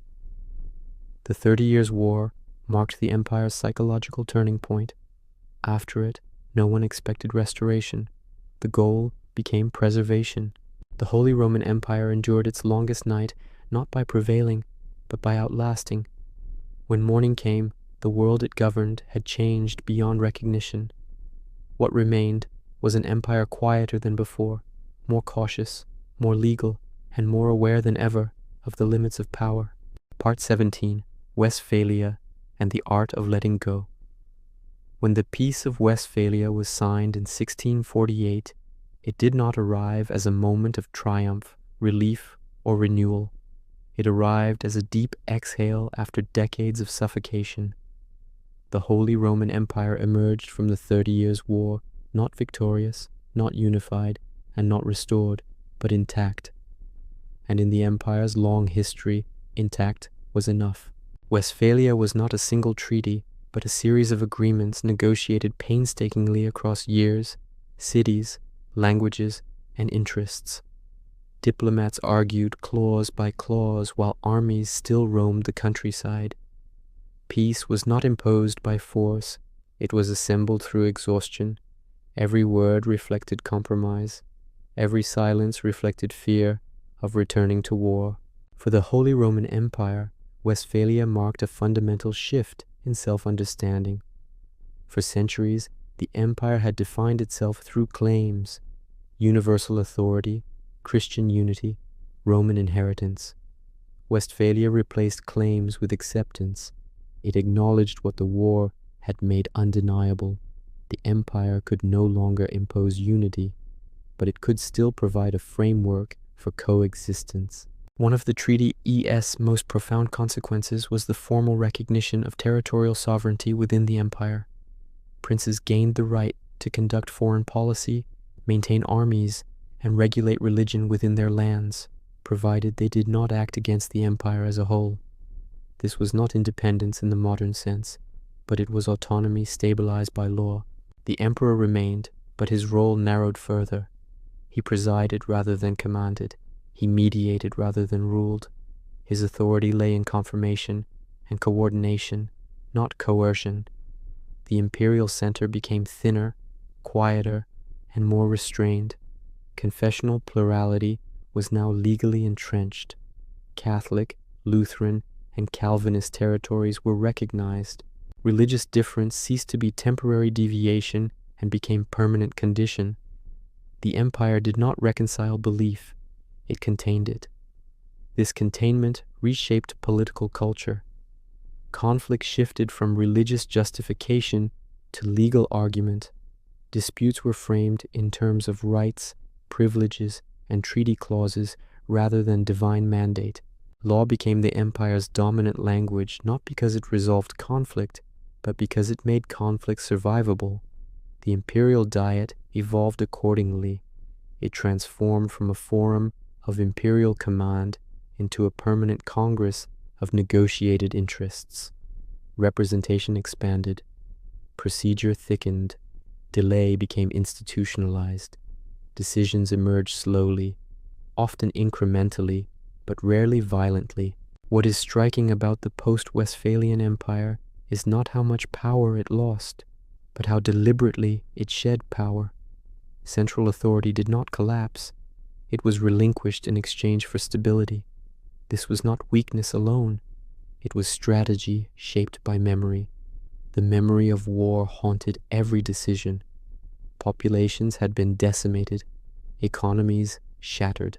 Entire regions lay scarred. No ruler wished to provoke renewed devastation. Caution replaced ambition. Preservation replaced glory. The empire's legal institutions absorbed this caution. Courts expanded jurisdiction. Appeals multiplied. Precedent accumulated. Law slowed action, but it also prevented escalation. The empire governed by friction. Foreign powers now operated openly within imperial politics. France and Sweden gained formal influence. This external presence might appear as erosion of sovereignty, yet it also stabilized balance. The empire became a managed space, where power was diffused and monitored rather than concentrated. Culturally, the empire entered a quieter age. Baroque ceremony flourished, not as assertion of dominance, but as reassurance of continuity. Ritual persisted, titles remained. The language of empire endured, even as its substance softened. For ordinary people, life after Westphalia was not immediately easier. Recovery was slow. Villages rebuilt gradually. Demographic scars remained visible for generations. Yet the absence of constant war mattered more than reform or innovation. The Holy Roman Empire did not reinvent itself after Westphalia. It accepted itself. It became a polity defined by restraint, governed by memory of catastrophe and commitment to avoidance. This acceptance marked a philosophical shift rare in political history. Most states seek strength. The empire sought survival. It measured success not by expansion, but by endurance. Westphalia thus represents not the empire's failure, but its maturity. The empire learned what it could not be, and stopped trying. It would continue for more than a century and a half after this moment, not as Europe's dominant power, but as one of its most persistent structures. Its influence lay not in command, but in example, a demonstration that political order could exist without central domination. The art of letting go became the empire's final skill, and in letting go, it lasted. Part 18. Ceremony over command. By the late 17th and 18th centuries, The Holy Roman Empire had entered a phase that puzzled both contemporaries and later historians. It still existed. Its institutions still functioned. Emperors were still elected, crowned, and addressed with elaborate titles. Diets still convened. Courts still ruled. And yet, few believed the empire commanded anything in the way earlier empires had. What remained was not force, but form. And within that form, a remarkable kind of endurance. Power within the empire had long since ceased to flow from the center outward. Instead, it circulated laterally, contained within principalities, ecclesiastical territories, and free cities whose autonomy had been solidified by centuries of precedent. The emperor presided over this arrangement not as a ruler imposing will, but as a figure who embodied continuity. His presence mattered less for what he could order and more for what he represented. Ceremony thus replaced command as the empire's primary mode of authority. Imperial coronations in this period were exercises in symbolism rather than consolidation. They reaffirmed legitimacy without promising transformation. The rituals followed ancient patterns: oaths, anointing, regalia, and processions that evoked Roman memory and Christian guardianship. Yet everyone involved understood that these acts confirmed an order already fixed, not one about to be reshaped. The imperial diet evolved into a permanent institution, no longer an episodic gathering summoned by crisis, but a continuous forum of representation. Delegates arrived with instructions, negotiated through committees, and delayed decisions through procedure. Debate mattered, so did obstruction. The empire governed through inertia as much as intention. This procedural density frustrated reformers. Proposals for centralization, military reform, or fiscal coordination repeatedly stalled.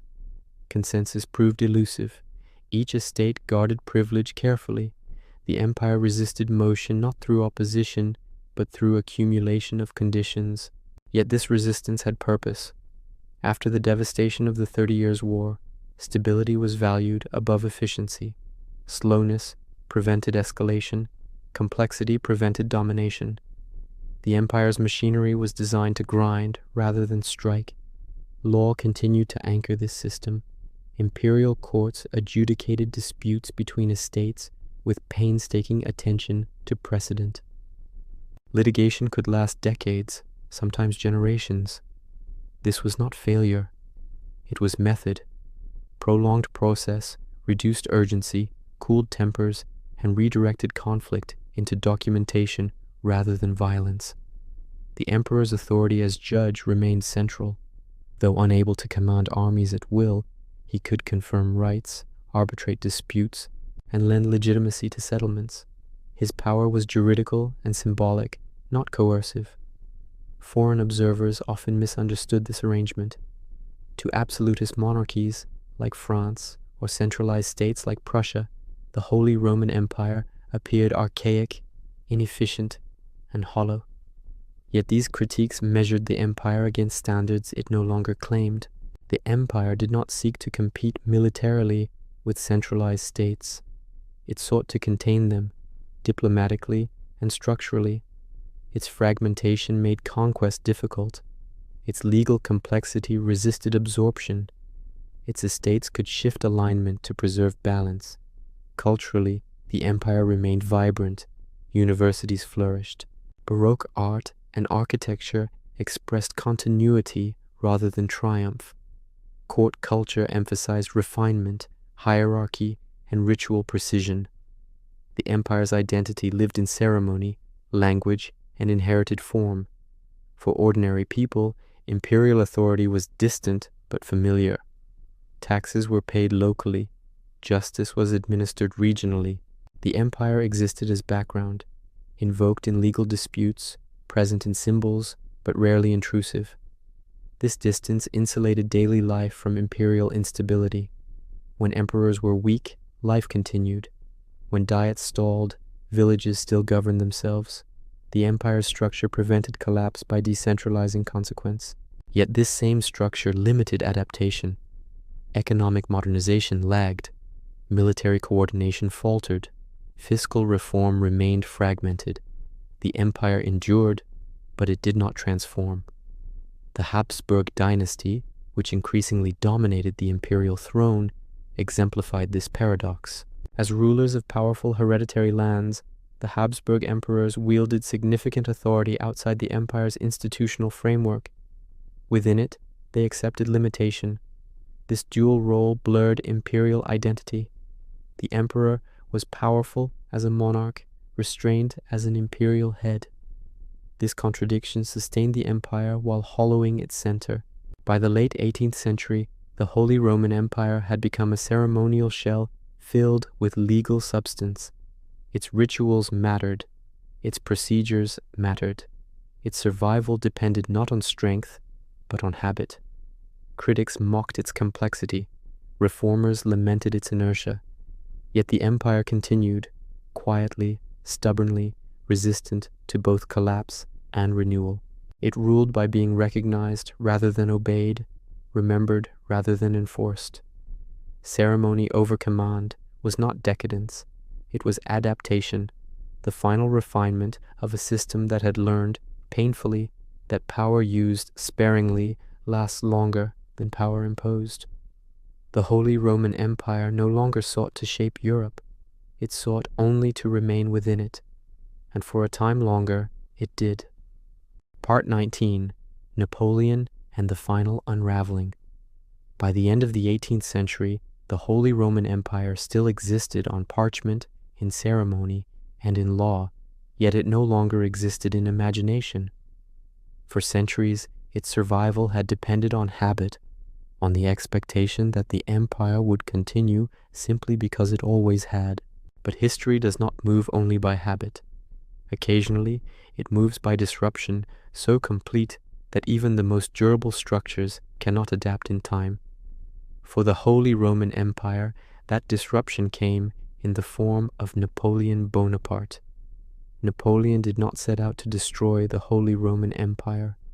In many ways, he barely acknowledged it as a meaningful entity. To him, the empire was not a rival power, but a relic, a loose, archaic framework incapable of resisting a modern, centralized, militarized state. What Napoleon confronted was not an enemy equal in strength, but a system fundamentally misaligned with the age it had entered. The empire Napoleon encountered was legally dense but militarily fragmented. Its authority rested on procedure, precedent, and negotiated autonomy. Armies belonged to princes, not to the empire as a whole.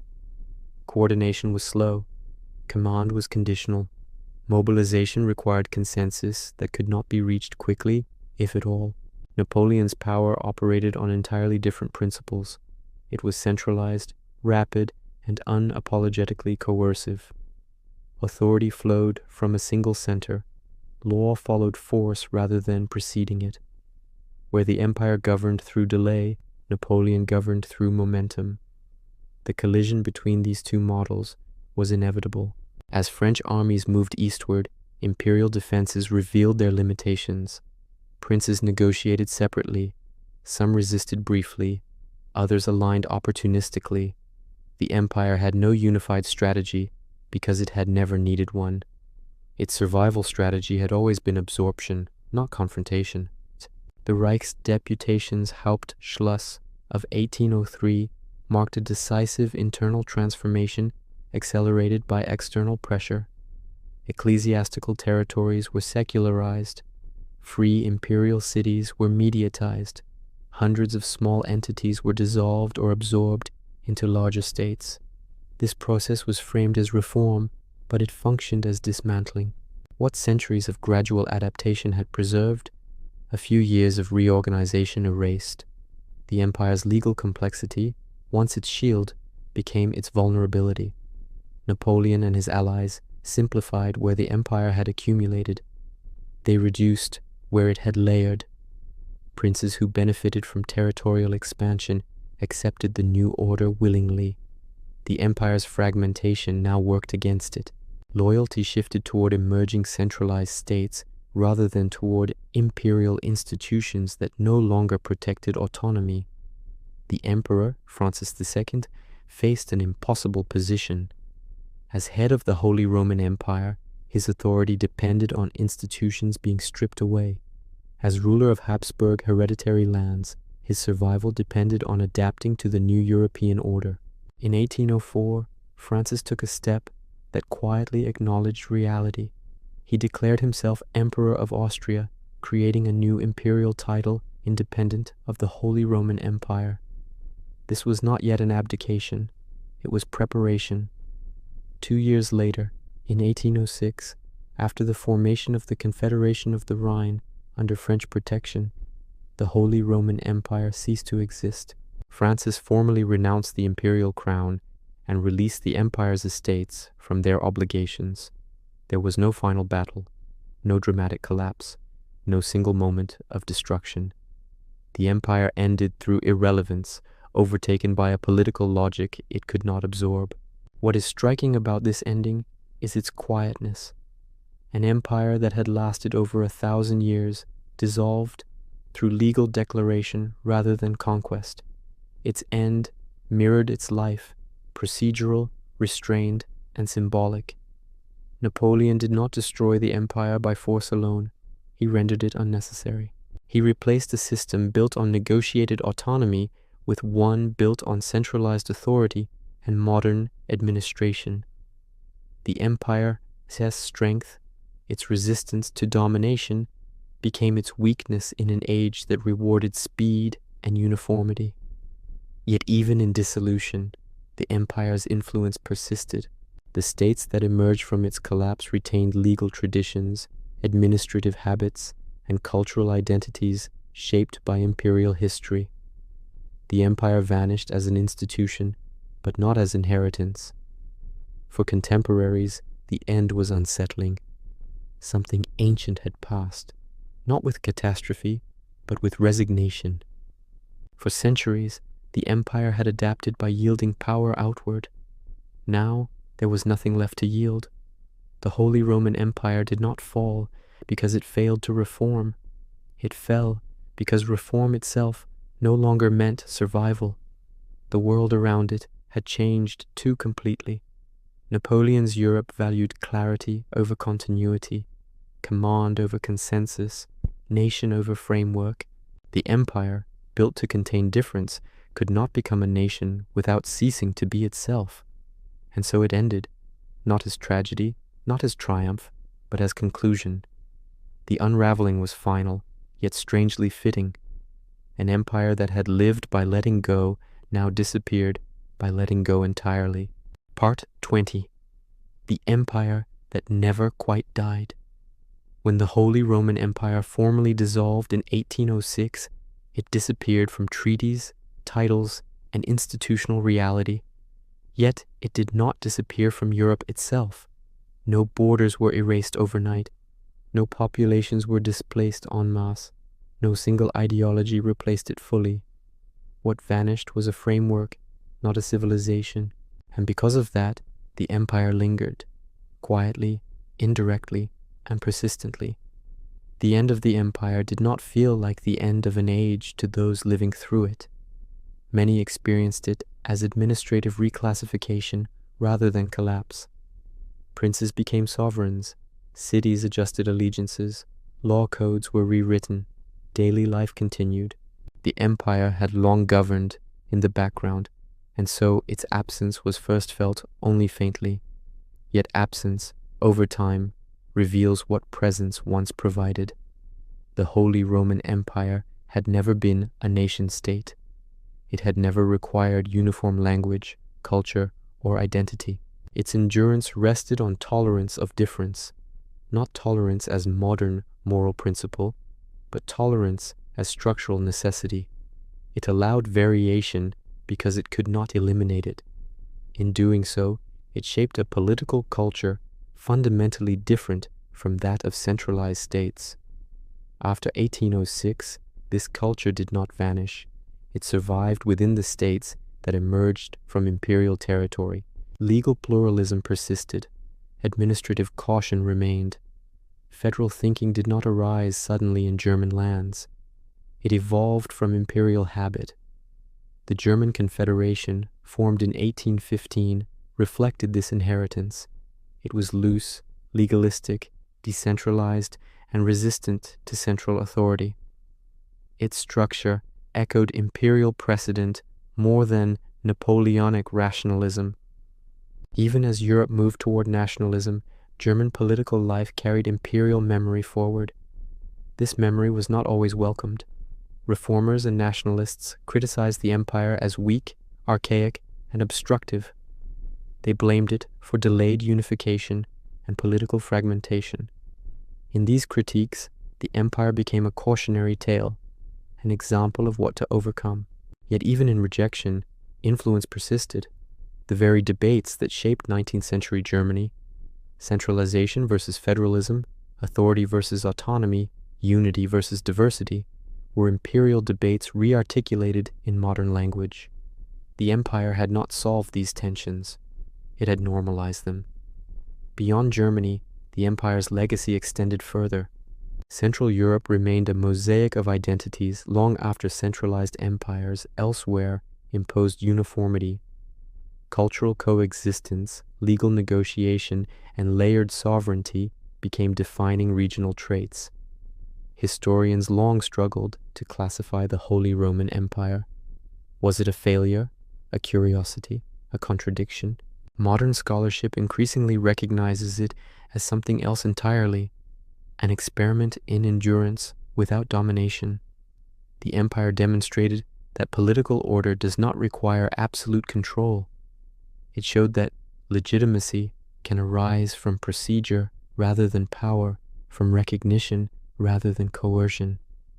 It governed not by erasing difference, but by structuring it. This approach carried cost. Reform was slow, defense was weak, adaptation lagged, yet survival lasted centuries longer than many more powerful states. In this sense, the Holy Roman Empire did not collapse late. It lasted early, existing beyond the conditions that created it, adapting far longer than its founding logic should have allowed. Napoleon ended the institution, but not the idea that governance could be shared, layered, and restrained. That idea resurfaced in federal systems, constitutional compromise, and supranational frameworks.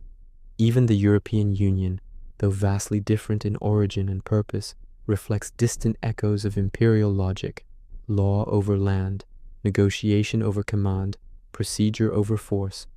History does not repeat directly, but it remembers patterns. The empire's true legacy lies not in what it controlled, but in what it refused to become. It never resolved contradiction. It lived within it.